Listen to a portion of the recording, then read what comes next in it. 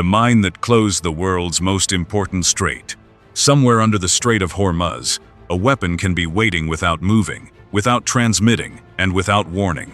No radar sees it, no satellite tracks it, no heat signature gives it away. It does not chase a target.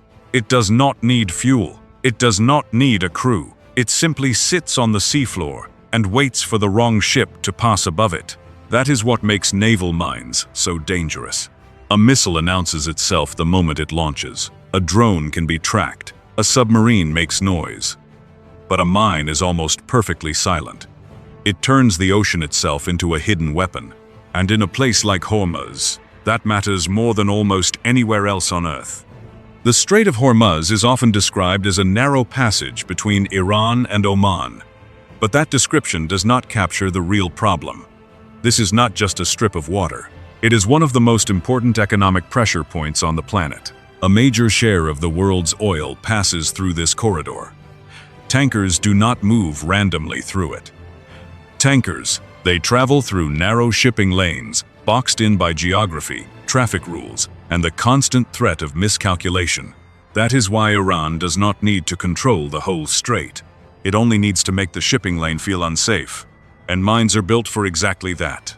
A single mine does not have to sink a fleet. It does not even have to destroy a ship. It only has to prove that the water can no longer be trusted. Once one tanker is hit, insurance companies react. Shipping firms react. Oil traders react. Governments react. The strait can begin to close before a second explosion ever happens. That is the hidden genius of the weapon. A mine is not only a military device, it is a market weapon. It does not just attack steel, it attacks confidence. And the cost imbalance is almost absurd. A naval mine can cost less than a small boat or a used car. A destroyer costs billions. A supertanker can carry millions of barrels of crude. The mine does not need to match the value of the target. It only needs to damage it once. That is why mines remain one of the most frustrating weapons in naval warfare. They are old, cheap, passive, and brutally effective. This is not theory. In Senkyuhapyasoha, the USS Samuel B. Roberts struck an Iranian mine in the Persian Gulf. The mine was inexpensive. The damage was enormous. It ripped open the hull, broke major structural sections, flooded compartments, and wounded sailors. The ship survived, but only because of extraordinary damage control. Repairing it took months and cost tens of millions of dollars. That was one mine. Now imagine the same logic applied to a modern tanker moving through Hormuz. Imagine smoke rising from a ship carrying crude oil while dozens of others wait behind it. The military damage would be serious. The economic signal would be worse. That is why the question matters. If the United States Navy has the most advanced mine-clearing technology on Earth, why does it not simply clear the Strait of Hormuz immediately? The easy answer is that mine warfare is difficult. But that is not enough. The Navy has spent decades building systems designed for exactly this nightmare. Helicopters that can scan water with lasers. Unmanned surface vessels that tow sonar through dangerous lanes. Acoustic and magnetic decoys that trick influence mines into detonating. And underwater drones that can destroy mines one by one without sending sailors into the water. By 1D, on paper, the solution exists. But in reality, mine clearance is not just about finding explosives. It is about timing, protection, replacement, and pressure. Because if Iran can still lay new mines, clearing the old ones solves nothing. If mine-clearing ships are exposed to missiles and fast boats, the operation becomes a trap.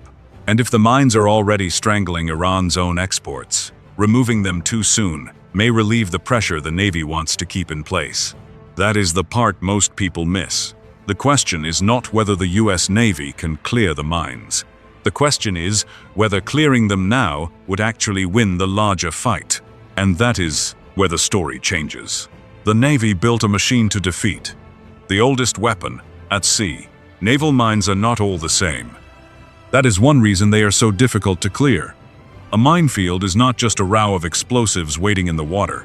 It can be layered. Some mines float below the surface. Some sit on the seabed. Some wait for contact.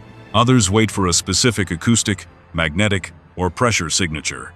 A simple contact mine is the oldest version of the threat. It is usually tethered below the surface, waiting for a hull to touch it. The ship becomes the trigger. It is crude, but crude does not mean ineffective. In a narrow lane, even an old contact mine can force every tanker captain to hesitate. Then there are bottom influence mines. These are more selective. They do not need to touch the ship. They can listen for propeller noise, detect the magnetic field of a steel hull, or sense the pressure change caused by a large vessel passing overhead. Some can be programmed to ignore small boats and wait for larger targets. That makes them patient. It also makes them harder to defeat with simple sweeping. And then there are rising mines, the kind that make naval planners especially nervous. A rising mine does not just explode where it sits. It detects the target, fires upward, and attacks from below. Ships are not designed to be strongest underneath. A weapon rising from the seafloor turns the ship's own blind spot into the attack path. This is why traditional mine clearance has always been one of the most dangerous jobs in any navy. For much of history, clearing mines meant sending specialized ships into the minefield or putting divers into the water. Those ships often use non-magnetic materials because steel can trigger certain mines. Divers move slowly, in bad visibility, near explosives, designed to punish anything that comes too close. It is patient work, and it is terrifying work. The United States Navy wanted a different answer. Instead of sending sailors into the minefield, it built a chain of unmanned and airborne systems designed to separate human beings from the danger. The first layer is airborne detection. A helicopter can carry a laser mine detection system that scans the water from above. It sends light into the sea and builds a three-dimensional image of objects below the surface. If a mine is floating or moored near the upper water column, the system can detect shapes that should not be there. The helicopter does not land. It does not put a diver in the water. It flies over the lane and maps the threat. But lasers have limits. Water absorbs light, mud, depth, and turbidity reduce visibility. A mine sitting on the seafloor may not be visible from the air. So the Navy needs a second layer. That layer is unmanned sonar. A robotic surface vessel can enter the danger zone while the manned ship remains outside. It tows sonar equipment through the water, scanning the seabed and building a picture of what lies below. Operators can search for objects shaped like mines, distinguish them from rocks or debris, and map the minefield without placing a crewed vessel directly over the threat. Finding a mine, however, is only part of the problem. Some mines are designed to respond to the signature of a large ship, so the Navy can send in an unmanned influence sweep.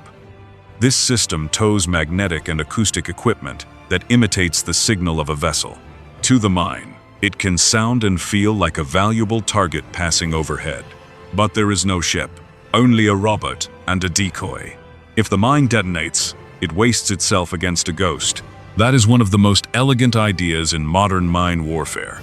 Convince the mine it has won, when in reality it has removed itself from the board. For mines that do not detonate, the Navy has another option: expendable underwater drones. These can be guided toward a suspected mine, confirm the target with cameras or sonar, and destroy it with a focused explosive charge. One drone, one mine, no diver, no sailor in the water. Together, these systems create a full chain. Detect from the air, search with unmanned sonar, trick the smart mines, destroy the stubborn ones. This is why the US Navy has a mine clearing capability. Few other navies can match at the same level of integration, and that makes the situation even stranger. If the tools exist, why are the mines still there? Why are tankers still waiting? Why is Hormuz still dangerous? Why has the Navy not simply moved in and opened the lane? Because technology is only one side of the equation. The other side is strategy. And in Hormuz, strategy says that clearing the mines too early may be exactly what Iran wants. Why the Navy is waiting. Here is the problem with clearing a minefield while the enemy can still lay more mines. You are not solving the problem. You are resetting it. If the Navy clears one corridor today and Iran lays new mines tomorrow, the operation becomes endless. Mine clearance is slow, risky, and resource-heavy. It cannot work as a permanent solution if the source of the mines remains active. That is the first variable, the faucet. Before the Navy clears the floor, it has to shut off the water. That means targeting mine-laying vessels, storage sites, production networks, and the ability to reseed the strait. If iron can still replace mines faster than they are removed, then even the best mine clearing system becomes a treadmill. The second variable is protection. Mine clearing forces are not built like destroyers. They are specialized.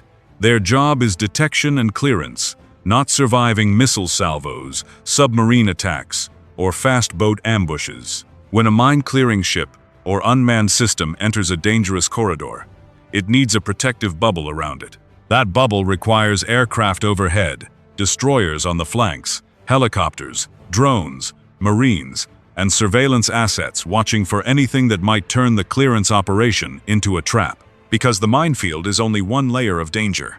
The coastline still matters. Mobile missile launchers still matter. Small boats still matter. Submarines still matter. Drones still matter. A mine-clearing force that moves too soon could find itself focused on the seabed, while the real attack comes from the shore, the air, or the surface. That is why timing matters. The Navy does not just need the right tools, it needs the right conditions.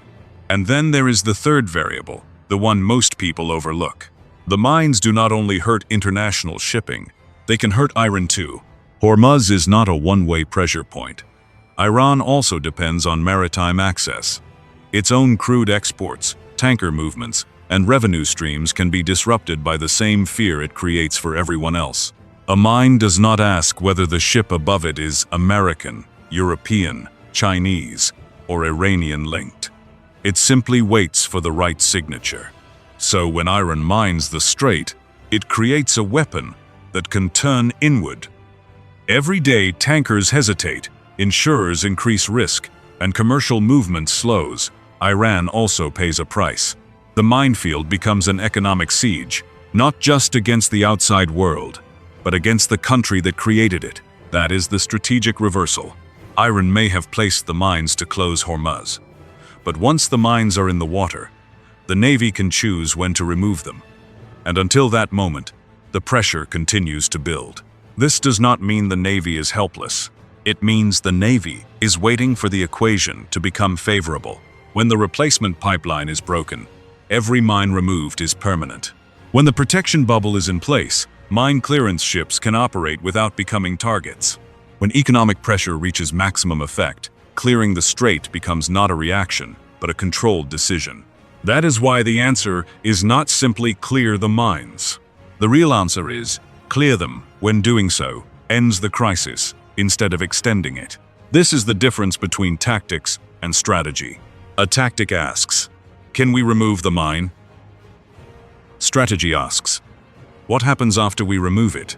And in Hormuz, that second question is everything. The most dangerous weapon in the water may be cheap, silent, and decades old. But the response to it is anything but simple. It requires lasers in the sky, sonar on unmanned boats, decoys that trick machines into killing themselves, drones that destroy mines at close range, and warships standing guard over a corridor the global economy cannot afford to lose. But more than any of that, it requires patience. Because the United States Navy is not just clearing explosives, it is clearing leverage. And when the moment comes, the mines will not be removed because the world demanded action.